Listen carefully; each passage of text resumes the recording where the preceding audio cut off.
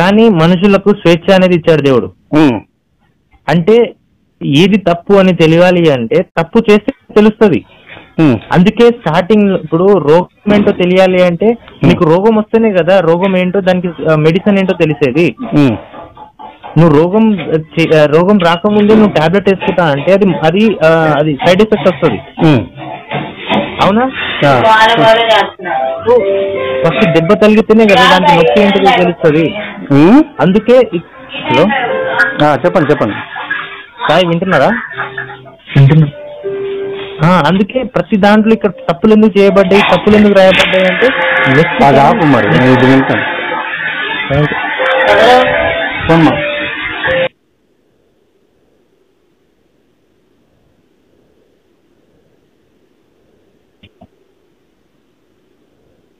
Hello ఒక్క నిమిషం సాయి, ఒక నిమిషం లైన్లో ఉండండి.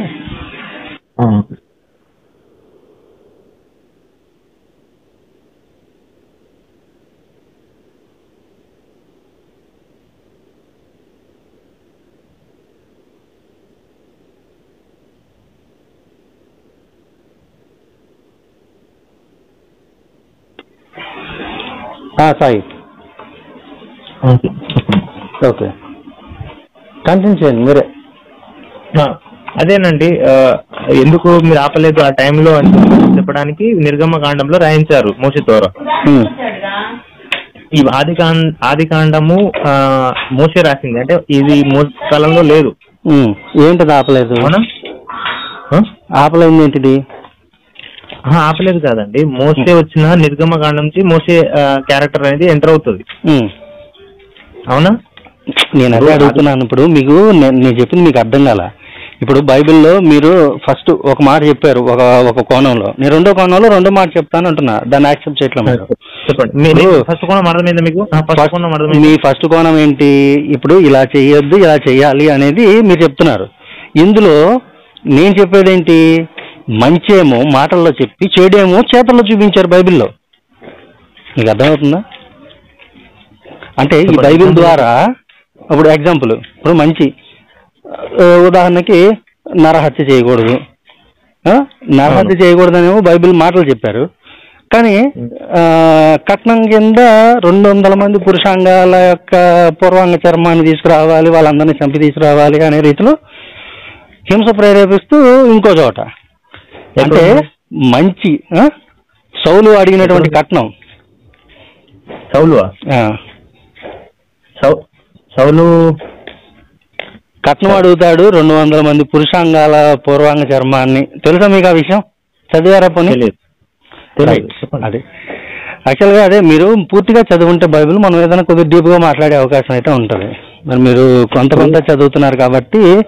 సో ఇప్పుడు ఇవి ఏవైతే ఉన్నాయో పాయింట్స్, అవి ఎవరో మీకు రాసి క్రియేట్ చేసి ఇచ్చి ఉండొచ్చు. ఇదిగోండి, మీరు చెప్తున్నారు కదా, నేను దాన్ని ఖచ్చితంగా నేను పరిశీలిస్తాను. నేను అట్లా వదిలిపెట్టేవాడిని అయితే కాదు. ఖచ్చితంగా మీరు పరిశీలించాలనే కదా మీకు చెప్పేది. మరి అదే నేను పరిశీలించి దానికి సమాధానం.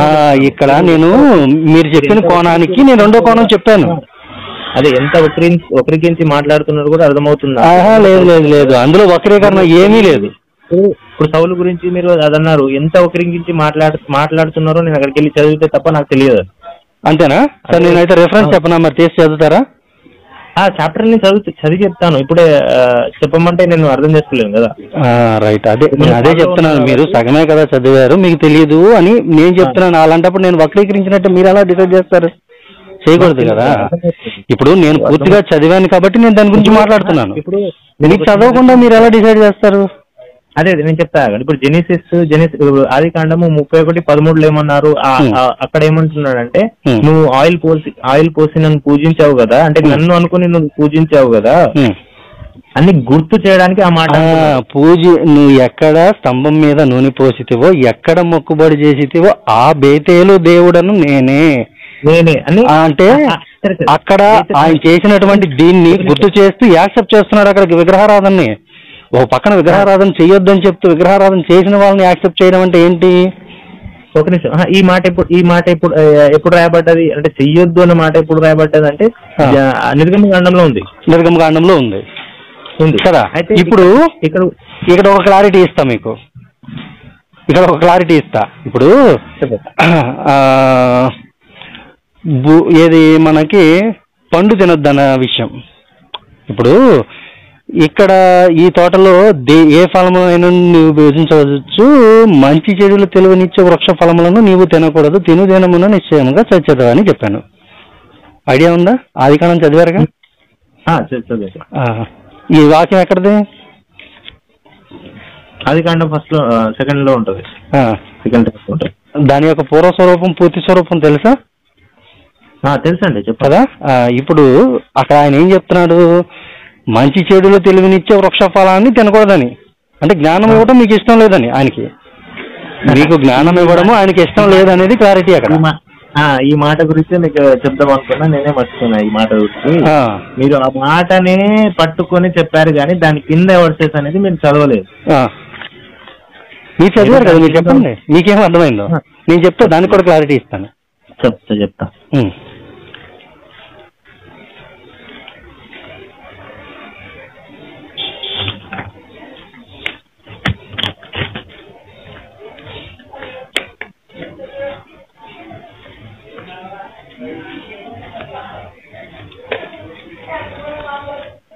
మీరు దాని కింద ఉంటది కదా, నేను మొత్తం చదివాను, పైన కింద అంతా చదివాను, ఏ పాయింట్స్ ఎక్కడ వదిలిపెట్టలేదు. మీరేమంటున్నారు అంటే జ్ఞానం ఇచ్చే మంచి చెడుల తెలివినిచ్చే వృక్ష ఫలములను నీవు తినకూడదు.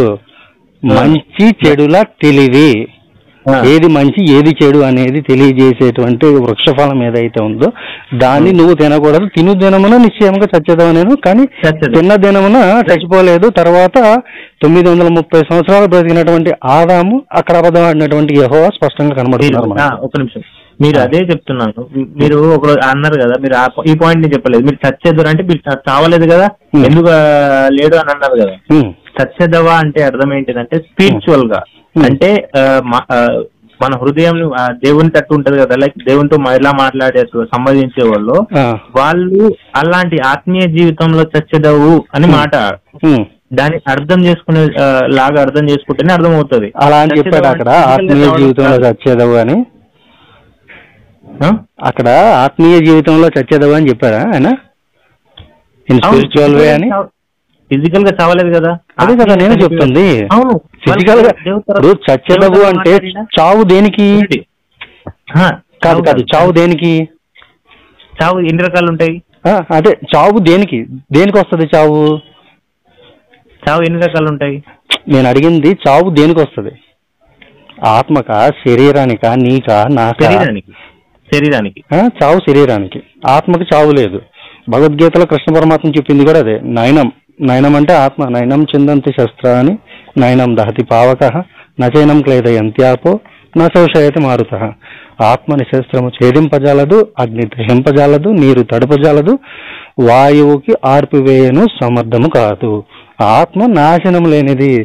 నాశనం లేని ఆత్మ చావదు. సో చచ్చేదేది? శరీరం. మరి చచ్చేదవ్వు అని చెప్పినప్పుడు శరీరంతో చావాలిగా ఆదాము, అక్కడతో అయిపోయేదిగా. మరి ఎందుకు చావాలా? ఇక్కడ దేవుడు ఆడినటువంటి, అంటే బైబిల్ దేవుడు ఆడినటువంటి అబద్ధం ఏంటి? మీ అకార్డింగ్ టు గీత అని తీసుకొచ్చి అది అని కాదండి. ఇక్కడ అకార్డింగ్ టు గీత అని కాదు, నేను అదే అడుగుతున్నాను. జనరల్ గా అయినా సరే ఆత్మకి చావు ఉందా? మీరు ఖురాన్ గానీ జైనిజం అలా ఉంది, బైబిల్ ప్రకారమే మాట్లాడదాం. ఆత్మకి చావు ఉందా అని అడుగుతున్నాను మిమ్మల్ని. మీకు అర్థమైందా నేను అడిగిన క్వశ్చన్? బైబిల్ ప్రకారంగా 2 ఆత్మలు ఉంటాయి. అంటే ఆత్మీయ ఆత్మ అనేది ఉంటది, మన శరీర ఆత్మ అనేది ఉంటది.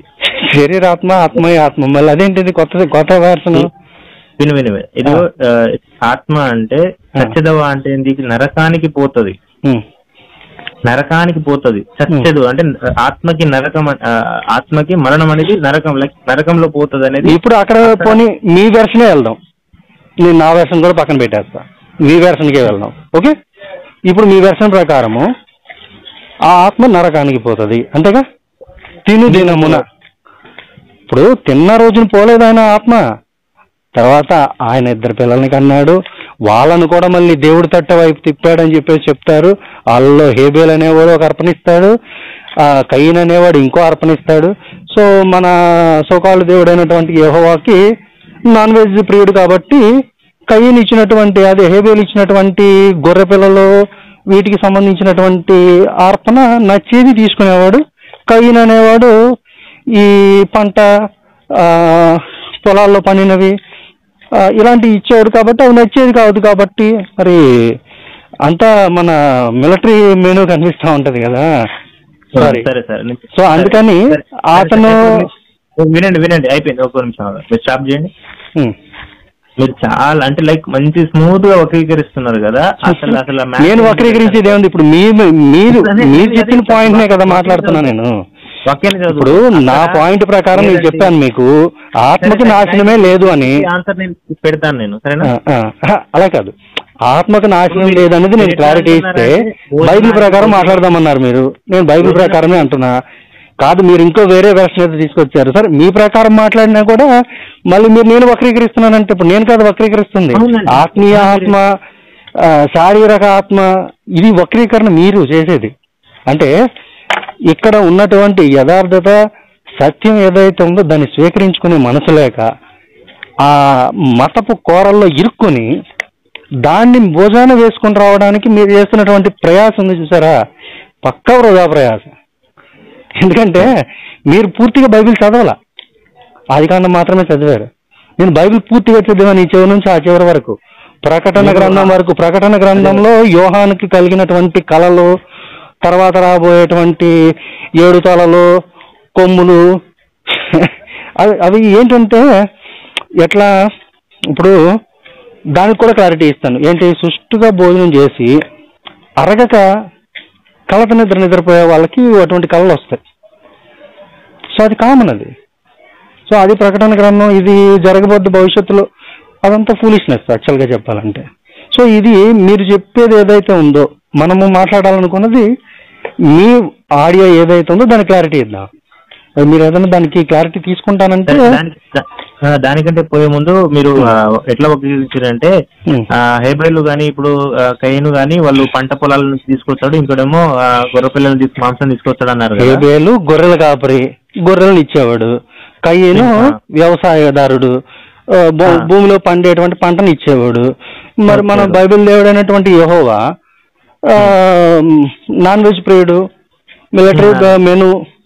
సో దాని ప్రకారం దాని ప్రకారము కయీను ఇచ్చినటువంటి దీన్ని ఖాతరు చేయలేదు. యాక్చువల్ గా కయీను హేబేలు మధ్యలో గొడవ పెట్టింది కూడా యెహోవానే, బైబిల్ దేవుడు అయినటువంటి యెహోవా. ఆయన చేసినటువంటి పని. ఆగండి పని గారు, నేను మాట్లాడుతున్నా. బాగుంది, టేస్ట్ బాగుంది, నాన్ వెజ్ తీసుకున్నాడు, పంట పొలాలు తీసుకోలేదని మీరు సింపుల్ చెప్తున్నారు. కానీ దానికి వెనుక అక్కడ ఏం జరుగుతుందంటే ఆయన నచ్చుకొని ఇస్తాడు అనమాట. నచ్చుకొని అంటే ఫుల్ఫిల్ గా ఇవ్వడు, ఈయన ఫుల్ఫిల్ గా ఇస్తాడు. అక్కడ అది చెప్పకుండా మీరు నొచ్చుకొని ఇవ్వడం అంటే కాదు, నొచ్చుకొని ఇవ్వడం అంటే కయీనుకి ఇచ్చినటువంటి దీంట్లో నొచ్చుకొని ఇవ్వడం అంటే ఆయన ఇచ్చేటువంటిది ఏది, పంట పొలాలకు సంబంధించింది. ఇప్పుడు నొచ్చుకొని ఇవ్వాలంటే హేబేలు నొచ్చుకొని ఇవ్వాలి. ఎందుకని, రక్తదారం చేస్తున్నాడు కాబట్టి, వాటిని వధిస్తున్నాడు కాబట్టి, వాటి అసూలు బాగా చేస్తున్నాడు కాబట్టి అతను నొచ్చుకొని ఇవ్వాలి. అతను హ్యాపీగా నరుకుతున్నాడు అతని కోసం, యెహోవా కోసం. నరకడం అని కాదు కానీ మీకు క్లారిటీ అక్కడే తెలియాలి. ఫస్ట్ జీవహింస చేయటానికి అపరిమిత సంతోషంతో హేబేలు ఇస్తున్నాడు. అతను ఆ జీవహింస చేయకుండా ఇది ఏదైతే ఇస్తున్నాడో అందుకు నచ్చదు ఆయనకి. మీకు అర్థమవుతుందా? క్రుయాలిటీ మెచ్చుతున్నాడు అక్కడ యెహోవా. సో దాన్ని సపోర్ట్ చేస్తున్నారు మీరు అక్కడ. మీరు చెప్పినట్టు అట్లా లేదండి. నేను చెప్పినట్టు లేకపోవడం ఏంటి ఇప్పుడు? కాదు, మీరు దానికి ఎట్లా అంటే దానికి ఇంకో పదాలన్నీ తీసి కాదు. ఇప్పుడు మీరు వక్రీకరణ చేశారు యాక్చువల్ గా చెప్పాలంటే. ఏది, శరీర ఆత్మ, ఆత్మీయ ఆత్మ అని మీరు వక్రీకరణ చేశారు. అవి ఎక్కడ ఉండవు మీరు బైబిల్లో వాక్యాలు చూస్తే. రిఫరెన్స్ పెట్టనా రేపెందుకు, ఇప్పుడు పెట్టండి, పెడతాను. నేను మొత్తం స్టడీ చేసి పెడతాను. ఇట్లా సగం పెట్టలేదు. ఈ పదాలు అయితే ఉండవని చెప్తాను మీకు అయితే క్లారిటీగా. సరే, సో ఇక్కడ వక్రీకరణ చేసేది మీరు కాబట్టి. చచ్చదవు అంటే అర్థానికి ఎన్ని అర్థాలు అంటే బైబిల్లో నుంచి అన్ని అర్థాలు ఉంటాయో చెప్తాను. బైబిల్లో నుంచే మాట్లాడుతున్నాను నేను. మరి ఇప్పుడు బైబిల్లో నుంచి కూడా కాదు, మీ వెర్షన్ మీరు మాట్లాడిన దాని ప్రకారం మాట్లాడుతున్నా సరే నేనే వక్రీకరణ చేస్తున్నాను అంటే నేనేం మాట్లాడతాను ఇంకా. ఇప్పుడు మెన్యూ బాగుంది, అక్కడ ఫుడ్ బాగాలేదు, వెజ్ పెడుతుండే, నాన్ వెజ్ పెడుతున్నాడు అంతేగా. మరి వెజ్ పెడుతున్నాడు, ఆయన నాన్ వెజ్ పెడుతున్నాడు. ఈ నాన్ వెజ్ పెడుతున్నాడు కాబట్టి ఇది తీసుకున్నాడు హేబేల్ది. ఆయన నాన్ వెజ్ పెడుతున్నాడు, అదే నాన్ వెజ్ పెడుతున్న హేబేల్ తీసుకున్నాడు. వెజ్ పెడుతున్నాడు కాబట్టి ఆయన తీసుకోలేదు కాబట్టి నా అర్పణ తీసుకోవట్లేదు అనే కాన్సెప్ట్ లో హేబేల్ ని చంపడానికి కారణం ఎవరు? సరే పని గారు నేను చెప్పి మీరు రిఫరెన్స్ మీరు చదవండి ఒకసారి. నాన్ వెజ్ ది కాదు మీరే చదవండి. ఎందుకంటే మీరు సింపుల్ గా దానికి మీకు కావాల్సిన విధంగా స్టోరీ నల్లుకొని తక్కువ చెప్పేసి ఏది ఇప్పుడు ఆత్మీయ శరీరము, అదే శారీర ఆత్మ, ఆత్మీయ ఆత్మ అని మీరు ఇది చేసినట్టు నేను అలా చేయను. అక్కడ ఒరిజినల్ గా ఏముందో అదే చదువుతున్నాను నేను. సరే నేను చదివి చెప్తానండి. సరే ఈ విగ్రహాలను గురించి టాపిక్ చేయండి. ఇప్పుడు అది మరి మా టాపిక్ కంటిన్యూ చేయమంటారా లేదంటే? చేయండి విగ్రహానికి. రైట్ సాయి కంటిన్యూ చేయండి ఆడియో.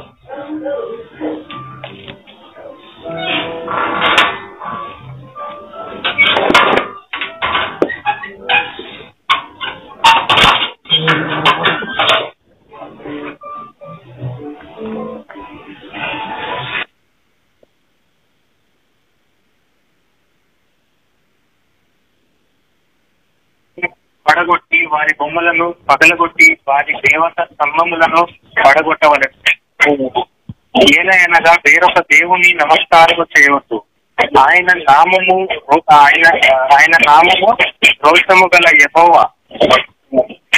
ఆయన రోషము గల దేవుడు. ఆ దేశపు నివాసులతో నిబంధన కొనకుండా అంటే నివాసులతో నిబంధన చేసుకొనకుండా జాగ్రత్త పడు. హలో క్లియర్ ఉండవు అయితే తెలుసుకోకూడదు. నిర్గమకాండంలో ఎవరు చెప్తున్నారు అంటే మోషే చెప్తున్నాడు అనమాట. మోషే ఏమంటున్నారు ఆల్రెడీ ఇక్కడ నిర్గమకాండం 20 పైన చెప్పింది కదా, నేను రోషము 20లో. ఈ 34లో ఏమంటున్నాడంటే మళ్ళీ రిపీట్ చేస్తున్నాడు. ఎవరు? మోషే చెప్తున్నాడు అనమాట. మోషే ఏమంటున్నాడంటే దేవుడు మన దేవుడు, రోషం మన దేవుడు, మీరు అట్లా చేయకండి అని మళ్ళీ రిపీటింగ్ చేస్తున్నాడు అనమాట. అయితే ఈ గుంపులో లైక్ విగ్రహారాధన చేసిన వాళ్ళు కూడా ఉన్నారు. ఇజ్రాయెల్ ప్రజలు ఈజిప్ట్ నుంచి కానాను దేశానికి వస్తుండగా వీళ్ళు ఏం చేస్తారంటే కొంతమంది విశ్వాసులు అంటే దేవుని మీద విశ్వాసం లేకుండా ఏం చేస్తారంటే వీళ్ళు ఆవుగా మారుస్తారన్నమాట. బంగారు ఆవు.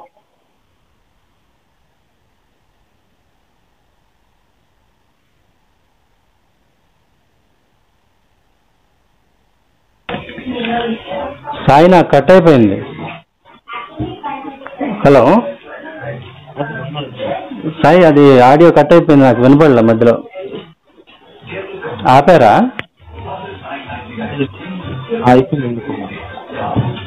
ఓకే, మళ్ళీ ప్లే చేయడానికి అవుతా కొంచెం ముందుకు జరిపి.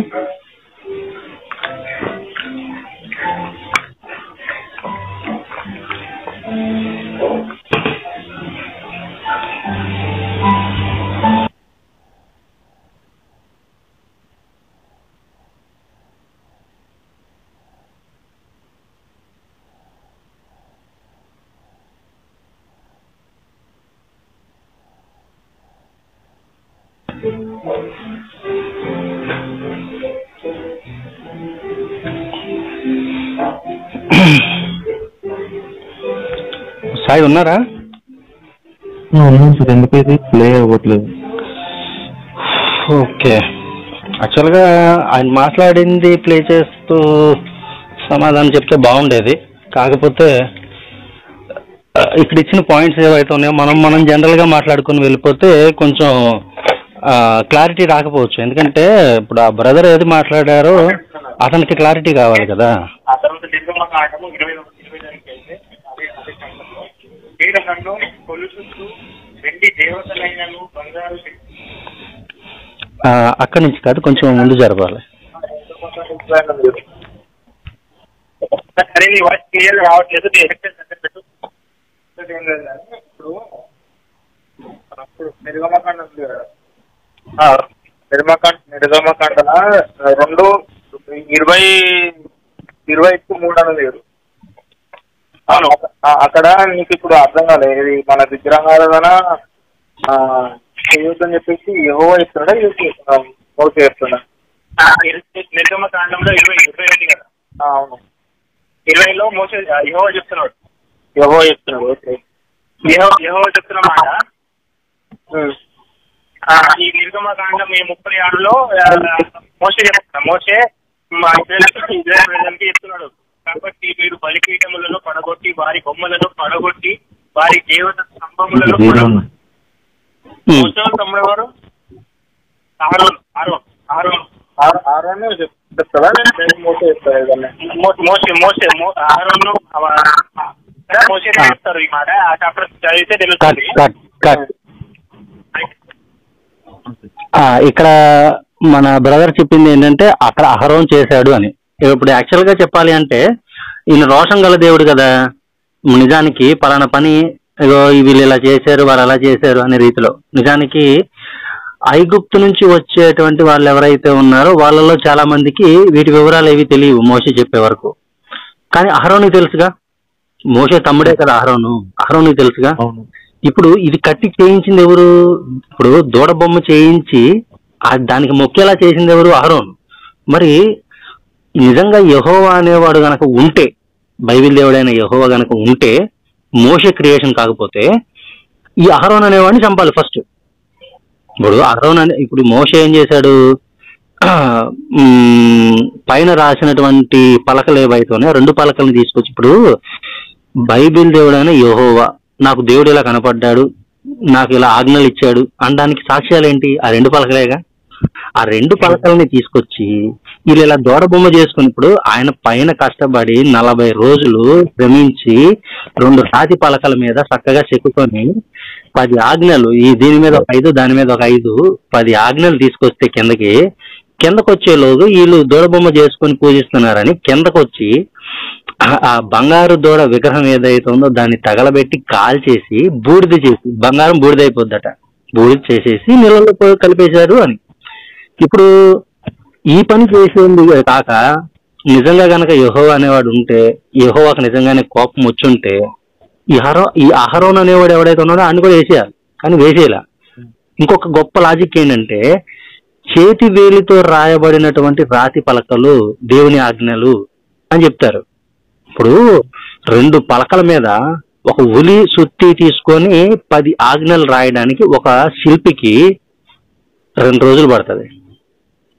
అది ఈ బైబిల్ దేవుడని యెహోవా 10 ఆజ్ఞలు చేతి వేలుతో రాయడానికి, ఇది సర్వశక్తిమంతుడు సుప్రీం గాడ్ అయినటువంటి యెహోవా రాయడానికి 40 రోజులు పడుతుంది.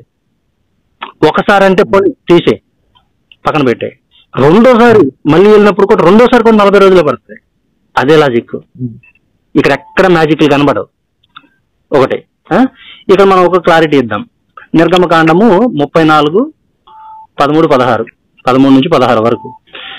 కాబట్టి మీరు వారి బలిపీఠములను పడగొట్టి వారి బొమ్మలను పగలగొట్టి వారి దేవతా స్తంభములను పడగొట్టవలను. ఇప్పుడు ఉదాహరణకి, ఇప్పుడు సాయి మీరున్నారు, ఒక ఏదైనా ఒక ఇల్లు కట్టుకోవాలనుకుంటున్నారు.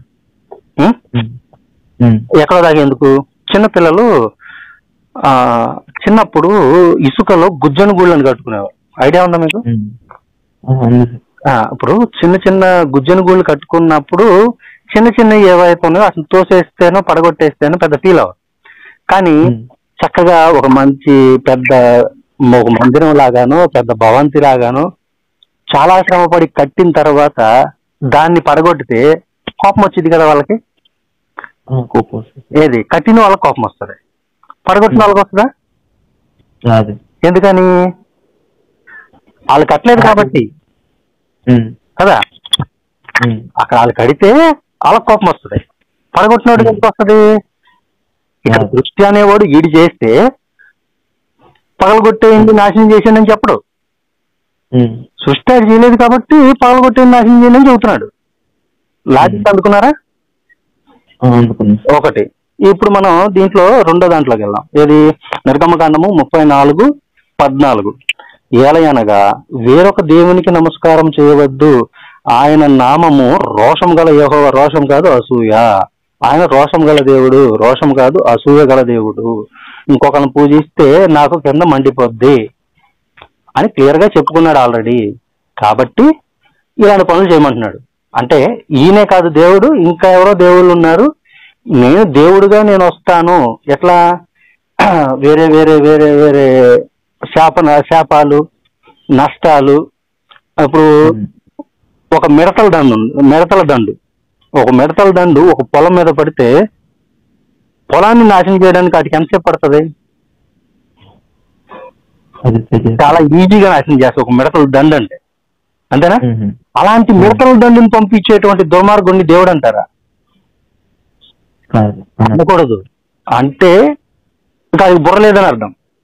సో అలాంటి మిడతల దండుల్ని పంపించి నాశనం చేయించి ఇది ఒక రకమైనటువంటి అహం సంతృప్తి అన్నమాట. అంటే తనకున్నటువంటి అహాన్ని సంతృప్తి పరచుకోవడానికి వాళ్ళని నష్టపరిచి ఈయన ఆనందిస్తున్నాడు. అటువంటి వాడిని దేవుడని చెప్పుకోవడానికని ఈయన వచ్చి చెప్పుకుంటున్నాడు. సో అటువంటి దుర్మార్గుడిని యాక్సెప్ట్ చేస్తున్నటువంటి వీళ్ళు ఎవరైతే ఉన్నారో గొప్ప వాళ్ళు అనమాట. ఓకే, సరే మనం ఇందులోకి వెళ్దాం. ఆ దేశపు నివాసులతో, నిర్గమకాండం 34:15. ఆ దేశపు నివాసులతో నిబంధన చేసుకొనకుండా జాగ్రత్త పడము. ఎందుకని? ఇప్పుడు మనం ఉన్నాం, మనకి హిందువులకి నీతులు చెప్పడానికి చాలా తొందరగా ముందుకు వచ్చేస్తారు జనాలు. ఇప్పుడు మీరున్నారు, ఇప్పుడు బ్రాహ్మిన్స్ ఉన్నారు కదా, వాళ్ళు ఎవరన్నా మాకు పిల్లల్ని ఇస్తారేమో కనుక్కోండి. ఈ మధ్య ఇది ఎక్కువైపోయింది ఎక్కువ. కానీ ఇప్పుడు ఈడేం చెప్తున్నాడు? వాళ్ళు ఎవరితోనూ నిబంధన చేసుకోవద్దని చెబుతున్నాడు. ఒకవేళ వాళ్ళ నిబంధన చేసుకుంటే మీరు కూడా వాళ్ళలో మారిపోతారేమో. వాళ్ళని మన దాంట్లోకి మార్చాలి. కానీ ఇప్పుడు ఎట్లా? మా మతంలోకి మారండి అని వీళ్ళు అడుక్కోవడం కాదు. మొదట వాళ్ళ దేవుడి దగ్గర నుంచే ఉందా ఆ రోగం. అందుకని నిబంధన చేసుకోవద్దని జాగ్రత్త పడమంటున్నాడు.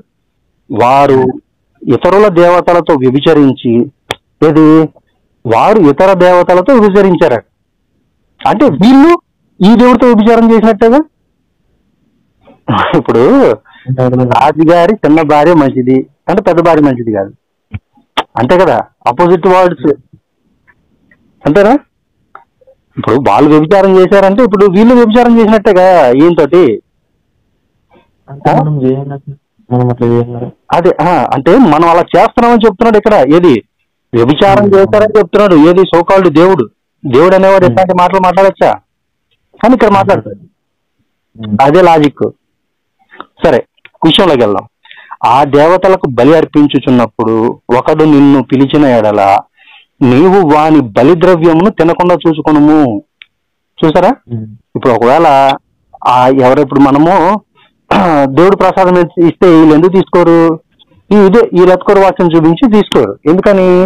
ఎందుకనంటే ఒకవేళ గనక అలా తింటే, ఆ దేవుడు గనక వీళ్ళని కరుణిస్తే, వీళ్ళకి గనక మంచి జరిగితే, చూసారా, ప్రసాదం తినగానే కొంచెం వాళ్ళకి ఆటోమేటిక్ గా ఆ శక్తి అనేది ఏర్పడుతుంది.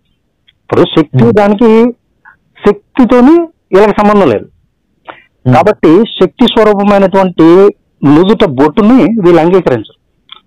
వీళ్ళకి శక్తితో పని లేదు, అంతా సచ్చే శివాలే.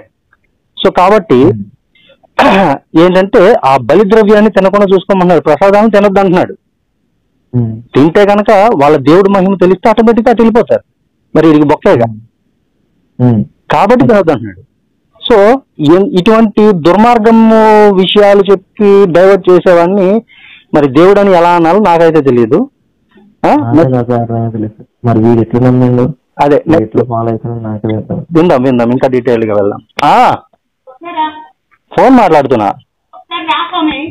సరే, ఒక్క నిమిషం చిన్న. మీరు ఇంకేమన్నా మాట్లాడతానంటే మాట్లాడండి. ఉంటాను. హలో, మిగతా రేపు మాట్లాడదాం.